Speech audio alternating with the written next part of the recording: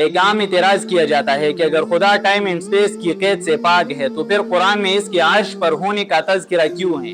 کیا عرش کوئی جسمانی مقام ہے؟ آئیے اس الجھن کو فلسفے اور عقل کے ترازو میں تولتے ہیں۔ تو ناظرین، خالق اپنی تخلیق کا حصہ نہیں ہوتا۔ جس نے وقت بنایا وہ وقت کا پابند نہیں ہو سکتا۔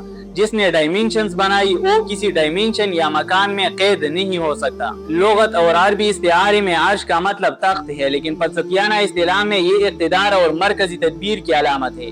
جب ہم کہتے ہیں کہ تاج و تخت گرائے جائیں گے تو اس کا مطلب لکڑی کا تخت نہیں بلکہ حکومت ہوتی ہے۔ یہ اللہ کی سپری تدبیر کا مرکز ہے، نہ کہ اس کی رہائش گاہ۔ قرآن کہتا ہے الرحمن علی العرش استویٰ۔ امام مالک رحمہ اللہ کے مشہور قول اس پر بہترین روشنی ڈالتا ہے کہ استواء علی العرش معلوم ہے لیکن اس کی کیفیت نامعلوم ہے، اور اس کے بارے میں سوال کرنا بدعت ہے۔ اگر ایک پینٹر اپنی پینٹنگ کے باہر کھڑا ہو کر اس پر نظر رکھتا ہے تو وہ پینٹنگ کے اوپر ہے، مگر وہ پینٹنگ کے کینوس میں قید نہیں۔ بالکل اسی طرح اللہ کا عرش پر ہونا اس کی عظمت، برتری اور کنٹرول کا اظہار ہے۔